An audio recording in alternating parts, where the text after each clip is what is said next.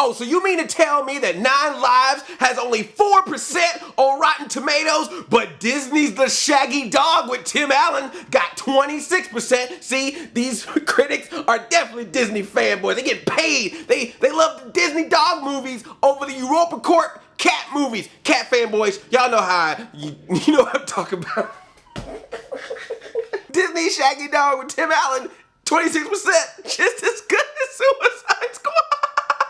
Hi, I'm Andre, I'm a black nerd with a review for you, Better Reviews. A lot of you have requested for me to go see the Kevin Spacey turns into a cat movie, 9 Lives. This is my next road trip, y'all. By the way, spoilers. This movie review has spoilers in it. If you don't want to be spoiled by the magic that is 9 Lives, then please do not watch this video. I would hate for your precious movie-going experience to be ruined by my conversation about 9 Lives. And sure enough, buddy, just like in Road Trip, I sat right in front of this family where one of the members of the family, who was one of the older members of the family, was eating this entire movie up. When Kevin Spacey first turned into a cat, all of a sudden you just hear this guy go, "Oh no." He was so concerned that Kevin Spacey was not gonna be a cat. Every joke or cat pun, he laughed. He was all like, "Oh," when little sad moments came up.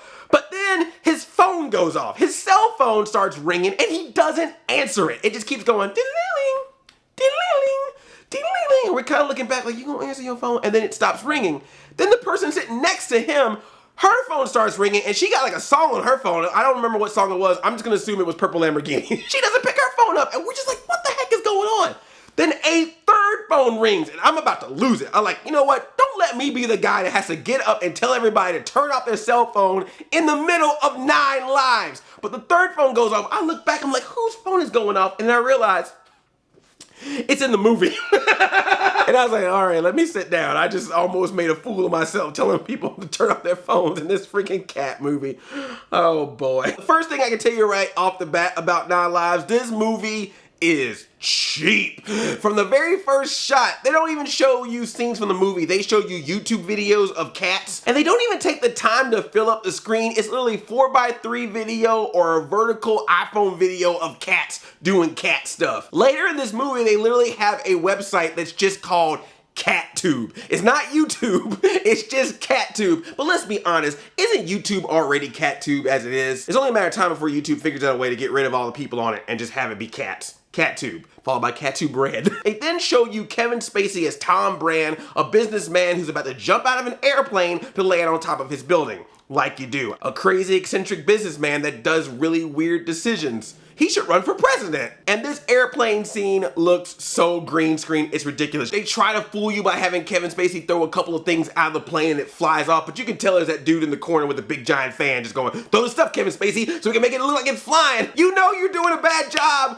when Mighty Morphin Power Rangers the movie has a better skydiving scene than 9 Lives. And if a scene does not take place on green screen, it happens in one of 3 places. It happens in either inside of the house, at the cat shop, or at an office building. There's also scenes in a hospital, but I'm pretty sure the hospital scenes are just the office building scenes with redecoration. Kevin Spacey is this businessman, Tom Brand, and it's that cliche plot of he cares so much about his business, he's at work all the time, and he's never home for his family. Oh, boo-hoo, the wife and the daughter don't ever get to see their dad, who's working so hard to give them the big house and all the stuff that they want that they're now indulging in. But boo-hoo, daddy, you're never home. Jennifer Garner plays his second wife in this. But then Cheryl Hines comes in later as the first wife and says, yeah, he traded me in for the younger model, you. Kevin Spacey also has a son played by Robbie Amell. He's the son from Kevin Spacey's first marriage. And it's funny because there's a couple times you'll see Robbie Amell and Jennifer Garner in scenes together, and they look more like a married couple than Kevin Spacey and Jennifer Garner do. Robbie Amell's character, David, he actually works at the same building with Tom Brand, Kevin Spacey. Kevin Spacey's always giving him crap because he never takes a leap. He never takes a risk.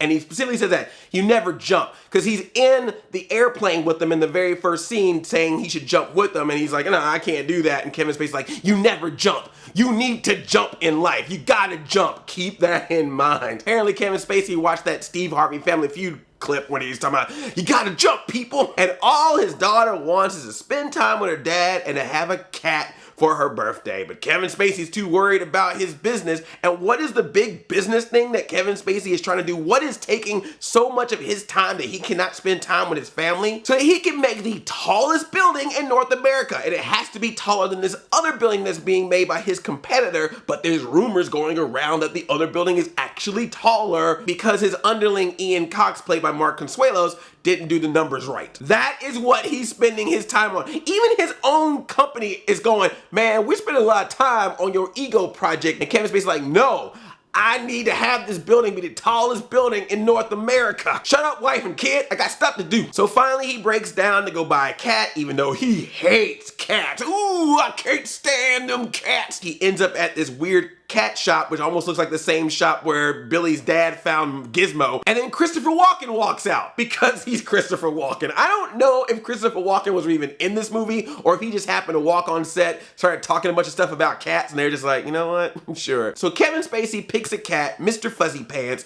goes back to his office, has a meeting with Ian on the top of his roof, like you do, getting mad about how Ian messed up the numbers and how his building is now going to be the second tallest building. Ooh! Kevin Spacey's like, you're fired. Then something happens that makes Kevin Spacey trip and hang on to the side. He's literally being hung on by the cat basket. That's what's keeping him from falling off of this incredibly tall building. And Ian's looking at him like, you really gonna fire me? And I was like, oh shoot, is he about to push Kevin Spacey off this building? This kid's movie's about to get real dark. Suicide Squad didn't get that dark, damn. But no, he does not push him off the building. He doesn't try to help him get up. Kevin Spacey just falls down, but he grabs a railing or a bar that then swings him in through a window, and so he's not dead, but he's unconscious, or so we think. Everyone thinks he's unconscious in a coma, but what we all really know is Kevin Spacey's soul is in the body of a cat. And what's funny is when it happens in the movie, the cat gets like a close-up shot, and then the cat pretty much looks at the camera, and then you hear Kevin Spacey's voiceover go, seriously? And when I heard that, I was like, wait, is Kevin Spacey just doing a line, or is he really giving commentary on this movie? They don't move the mouth of the cat at all. It's literally just a cat walking around, and then you just hear Kevin Spacey's voice. That's voiceover. It's like the Wonder Years for cats. But I tell you what, man, about that cat, most of the time the cat is a real cat. There are a few times that you see CGI cat. You can tell it's CGI, but it's actually pretty decent CGI for the cat. Some of it you see in the trailer, so it looks a little ridiculous, but they don't do that a lot. Most of the time, it's actually just the regular cat. And when they do the CGI, they don't try to cartoon him up too much. They just do it because it's something that the cat needs to do that a real cat can't do. It's kind of sad when 9 Lives does a better job with a CGI cat than Garfield did. Christopher Walken shows up and he's like, I'm a cat whisperer. Christopher Walken just shows up constantly in this movie, talking to the cat, talking about how he better do what he says and they're gonna get him fixed. Kevin Spacey has a week to prove that he actually does care about his family, but has to do so through the body of the cat. And if he doesn't do that, he's stuck as a cat forever, and he learns lessons about being close to his family and blah, blah, blah, blah, blah. So yeah, sounds like the premise of a pretty stupid movie, right? But man, after Jennifer Garner finds out that Kevin Spacey's in a coma, she brings home Mr. Fuzzy Pants to give to the daughter, Rebecca. Of course, the cat is trying to figure out a way to let the family know that he's actually Kevin Spacey, Tom Brand, inside of the cat. So he tries to write with a pen as a cat. He tries to use a computer as a cat. He makes the funny joke of, ironically, I really could use a mouse right now. Get it? Because he's a cat. There's a lot of cat puns in this movie, just letting you know. He's jumping on walls, bumping into things, trying to be like, I'm actually a person. And then there's one point where he opens a liquor cabinet. And so I was like, is he gonna try to like pour out the liquor and make the liquor spell out his name or something crazy like that so that they will know who he is? No. The cat is just like, F it, I can't figure out how I can prove to these people that I'm actually human. I'm just gonna drink. He opens up a liquor cabinet as a cat, knocks over a liquor bottle as a cat, finds an ashtray, pushes the ashtray, the empty ashtray, over to the liquor bottle, knocks the top of the liquor bottle so the liquor pours into the ashtray, and the cat just starts drinking. And the next scene is a CGI cat, just like, oh boy, what the heck's happened? I am Tom Brand, but now I'm a cat. Oh, I don't think I can hold my liquor as well as a cat. I am not kidding. And then after the cat gets fully drunk and passes out, it does that classic Looney Tune, like the screen goes black except for that little circle around the cat's face. I was just waiting for it to go, and when that scene showed, I was like, all right, you got me, movie. I came in here ready to hate, but you, just from drunk cat, I'm like, let's do this. And then everything after that point is just so freaking ridiculous. And let me tell you something about this cat. This cat is freaking like Cat Uncharted, okay? Anytime that this cat needs to get somewhere, he can hit every ledge, climb a ledge, jump from ledge to figure out the exact place he need to be. This dude got from the top of a building to a car just by jumping on these random ledges throughout the thing. Or he'll like climb up something really quick and I'm like, man, what kind of parkour cat is this? He gets this cat food. This movie will make you hate cat food because they always keep showing these close-ups of cat food and it just looks nasty and disgusting. It just looks gross. And then the cat is like, do I want to eat this cat food or do I want to eat Fruity Pebbles? And it is this close-up shot. I mean, the entire frame is filled with this box of Fruity Pebbles. It's like, Fruity Pebbles, Fruity Pebbles, buy Fruity Pebbles. Jennifer Garner pulls out one dresser drawer that has some silverware in it, and this cat figures out a way to freaking jump, leap, grab. The whole time I was like, press A, up, R2, and then jumps inside of that cabinet to get them Fruity Pebbles, man. By the way, did I mention that the cereal was Fruity Pebbles? It was Fruity Pebbles. And for some reason, every time he does any of these things, someone somewhere has a camera to shoot it because it always ends up on CatTube. All of it's recorded and documented. This cat has the best Snapchat story ever. Or Instagram story, depending on what this cat prefers. The girl that's Cheryl Hines' daughter, but not really clear if it was Kevin Spacey and Cheryl Hines' daughter or just another girl that she got as a daughter later on. Cheryl Hines' daughter is doing that frenemy thing where she's all like, oh, hey, your dad's in a coma and your dad's never here. I'm here for you. I'm your best friend. Even though I'm gonna say something condescending or passive aggressive to you or put you down and try to say it with a smile so you don't notice what I'm saying, but I care about you. Oh, poor thing. And you're like, F that girl. So at one point, Rebecca is crying because, you know, her dad's in a coma. She's sad. And then the other girl takes a picture of her and is trying to send it to half her school saying, big crybaby. Of course, the cat, Kevin Spacey, notices, slaps the phone out of her hand and then slides it over to Rebecca. And she looks at it and she calls this girl out. And they have an argument. And it's like a legit, real argument. Hey, you said you were my friend and you sending this picture out to other people. You making fun of me. Do you not know that my dad is in a coma right now? And I was like, God, this girl is going off. And then you thought in the trailer that the cat knocked the phone into the toilet? This girl is like, oh, I got something for you. You gonna make fun of me? Here's your phone. Bam, and she puts the phone in the toilet. And I was like, yeah, you get it, girl. Put that girl on the Suicide Squad. But then that's where the movie does have some problems because some of the cutting and editing is weird because after she does that, the girl takes the phone out and she's like, ew, my phone. Pause, pause, pause. Cut. And you're like, okay, that's, I guess, an ending to a scene. The girl that plays Rebecca, the daughter, she actually is pretty good. Usually these types of movies have just the worst kid actors are always just like, when's daddy coming home? Where's daddy? Oh, I miss daddy. And she's not like that. When she talks about missing her dad or when she's talking to the rest of her family, she's actually pretty good. Kevin Spacey cat starts to feel the love for his daughter and also the love for his wife, which then leads to this really weird scene where the cat is watching Jennifer Garner undress, not making this up. You don't see a lot of her. You just see like her leg and her foot and like a dress going down off the leg, and then she comes out of the closet and she's already in her nightgown, and Kevin Spacey cat's just looking at it and she literally goes, you want to sleep with me tonight? And he's all like, Ream.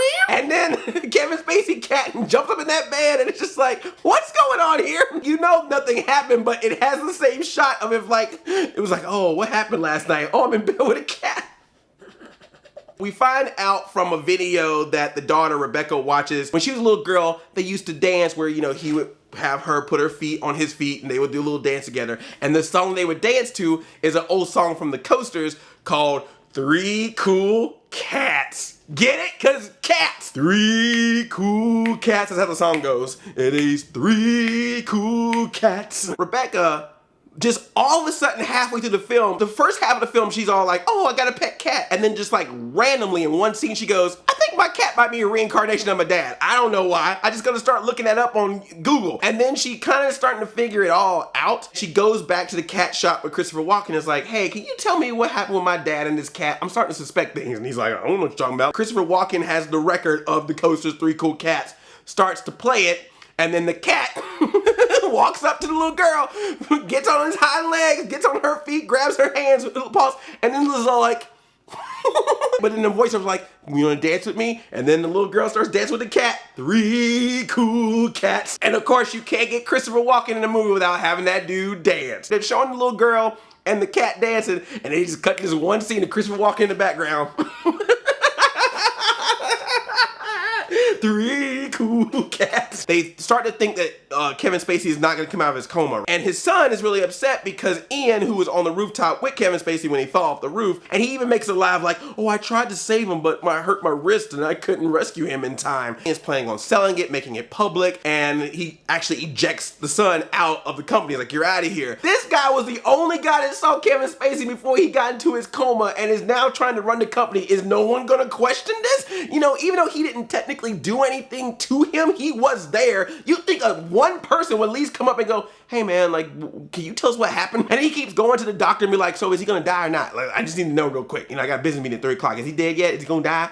Like, this is too suspect. There's even a point where he tries to pull that stuff on Jennifer Garner. He's like, hey, I care about you. And Jennifer Garner literally is like, nah, I ain't hearing that. You don't care about me. You don't care about us. You're just trying to run the company. She calls him out. And I'm like, yes, good job. Like most movies, he would have probably been like, oh, I got her in my palm of my hands. He might even try to like make out with her or something stupid, you know, but this movie was like, nuh-uh, Jennifer Garner can see right through you. The son is all sad. He's looking at Kevin Spacey's coma body and he's just like, I'm sorry, Dad. You always told me to jump and I never jumped. So now I'm gonna have my first and my last jump just for you. And he goes off to the building and you're like, oh shoot, this dude's about to commit suicide. He's literally about to jump off the roof of the building while the press conference is going on about making the company public.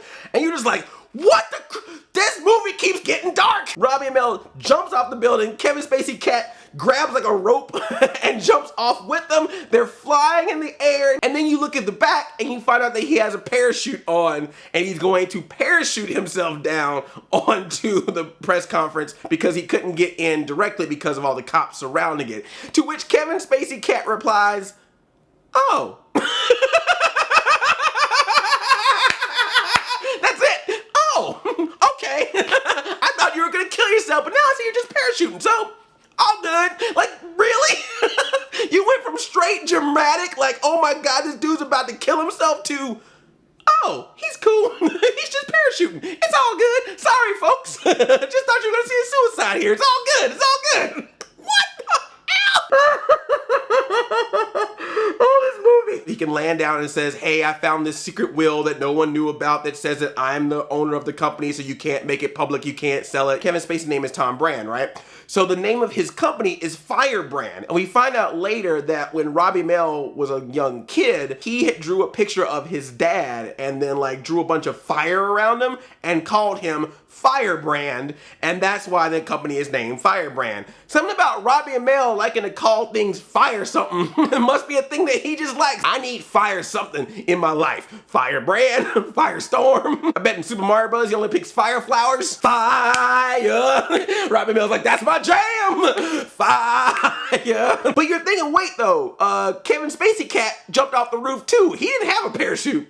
Nah, he didn't. That cat goes real boom. But right before you see that landing, that's when Kevin Spacey wakes up and goes, I'm human again.